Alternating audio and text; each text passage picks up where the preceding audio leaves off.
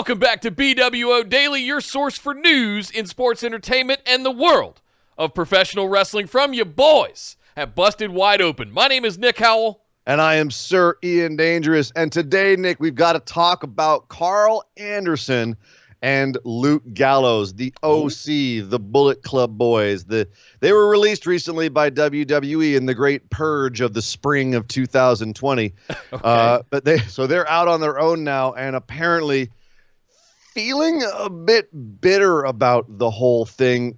Luke Gallows was on Tama Tonga's podcast recently, and he said in relationship to leaving New Japan for WWE that it left a hole in their hearts. And he said, quote, "We're sitting there in some hotel room at 2 a.m. with 2 bottles of $7 wine, and we're just going, God damn it, what the F? Why?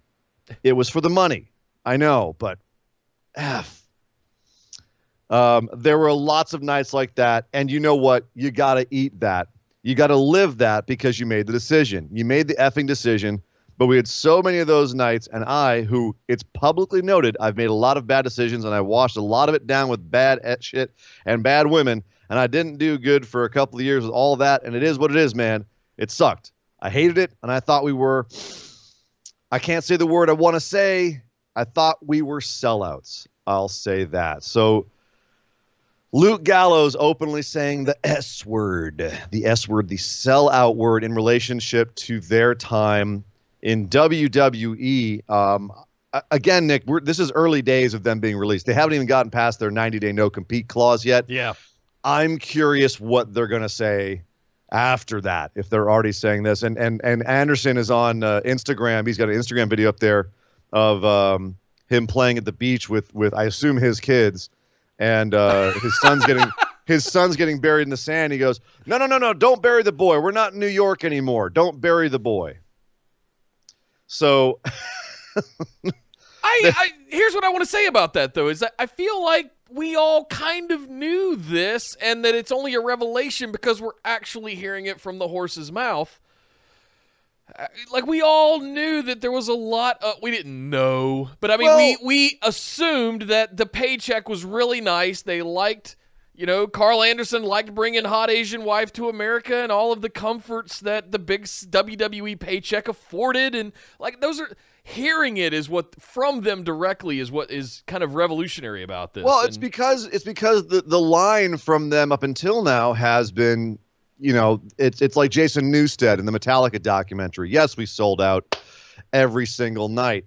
And that was right. There was actually even a tweet where some guy on Twitter named @SmoothKiller15, his account's now suspended, so I imagine this is a regular occurrence from him, but he tweeted at Carl Anderson, shaking my head, "Get out your contract and go back to Japan. You sell out." This is in 2017.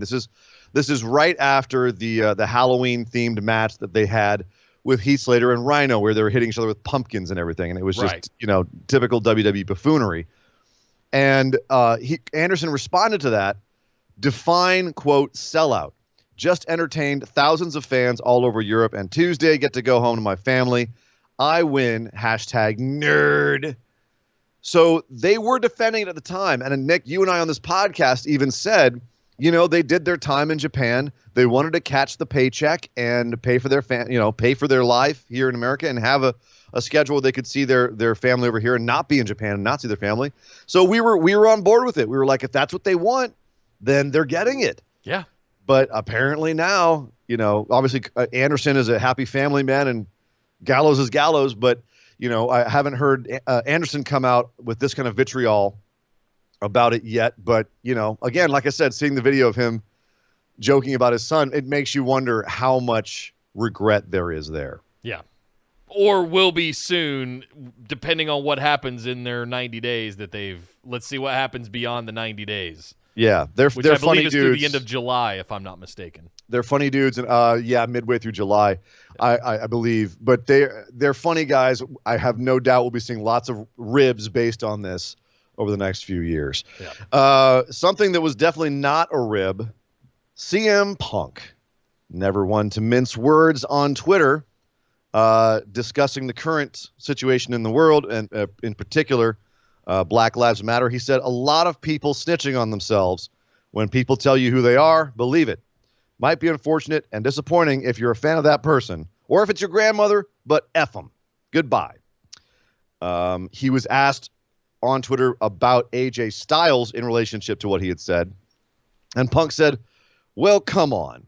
That one's been obvious for years. Meaning? Basically said, what about AJ Styles? Because AJ Styles has been somewhat silent on Twitter about all of this. Everyone else in WWE is tweeting out hashtag Black Lives Matter or saying something. AJ Styles has had the time on Twitter to promote his stream, but not anything else. And so when someone said, do you think that AJ's silence means anything? Punk responded with, well, I mean, it's AJ, essentially. So when AJ Styles was asked about that, about Punk essentially saying that he was not a supporter of Black Lives Matter, or that I guess was Punk implying AJ was a racist. I don't know. I don't want to put words in his mouth, but it sounds like he's implying that. AJ was asked about that by the Times of India, and he responded saying, I will not react at all, coming from a guy that I don't have any respect for anyway. It doesn't really matter. Look, my job as a performer is to perform and get the mind off all the things that have happened throughout the world. I'm not going to react to people saying ridiculous and stupid things.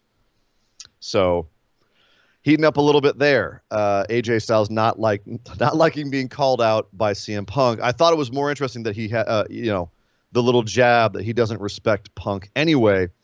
And I'm trying to think if they ever crossed paths anywhere in the wrestling world, and I don't know that they ever did. I think Punk was in. I don't think so. Yeah, Punk never went through TNA, I don't believe. So, and I don't believe AJ went through Ring of Honor when Punk was there. So, yeah, they never. I don't know if they ever crossed paths. It's the only path they ever crossed. It certainly doesn't seem like a pleasant one. Great wrestling Twitter, awesome. That's exactly where we want to see that dream match: is CM Punk versus AJ Styles on Twitter. Right. Usually it's the fans stirring the pot. Now CM Punk's out here hitting the beehive, and AJ Styles not having the most elegant response. So, yeah, good times. Let's head over the pond here. NXT UK has canceled more tapings. Unfortunately, the Braehead Arena Glasgow shows on July 24th and 25th have been officially canceled. They're hoping to reschedule them in the same way that they've rescheduled TakeOver Dublin, which was postponed from April 26th, and now will be October 25th. Triple H does say that he wants to continue to work on NXT UK. They're still committed to everything over there, but they just can't do it right now because of all the restrictions and travel restrictions and everything else that's happening right now. So, bummer. But hopefully, if you're sleeping on NXT UK, don't go check it out. It's pretty awesome. Awesome, and some of the best. Well, we don't really have fans right now, but when it's live and you have fans, holy smokes, it's some of the best audiences around. Yeah, I've got to think they're pushing it back to wait for fans, for crowd, because that's one of the core things of the UK scene. I think is those crazy crowds, those crazy crowds. Mad props to the UK wrestling scene. Seriously, yeah, seriously. So, little moment of reflection, Nick. Okay. It has been 5 years since we lost the American Dream, Dusty Rhodes, son of a plumber man. 5 years to the day. His very last tweet was, and it's a little garbled, so I'm just going to read it, but it said, Lynch, at NXT, star time, she be great, top 5 of last 5 years, Max, number 1. Even on his way out, Dusty, predicting that future. You know it, Daddy. Called his shot, didn't he? He called his shot. Rest in peace. Rest in peace, American Dream. Wow. Rest in peace. Rest in peace. And finally, happy birthday to the AEW Women's Champion, Hikaru Shida. She turns 32 today. Happy birthday, Hikaru. Congratulations on your recent win of the title. Happy birthday. Happy birthday indeed. So that is the news. Nick. Well, thank you very much, Sir Ian Dangerous, and thank you guys for tuning in for another episode of BWO Daily. Make sure you hit that subscribe button and turn your notifications on so you get alerted anytime we put up a new episode, or we go live every Tuesday and Saturday to do our main shows. And this Sunday, we're going to be having a recap immediately after WWE Backlash on Sunday evening. So if you've got your notifications on and you're subscribed, Boom, you're all set. All of our other groups and links, and especially our Discord, where you can get into live chats for all of these shows all throughout the week. You can find all those links down in the description below. But my name is Nick Howell. You can find me on Twitter at DataCenterDude.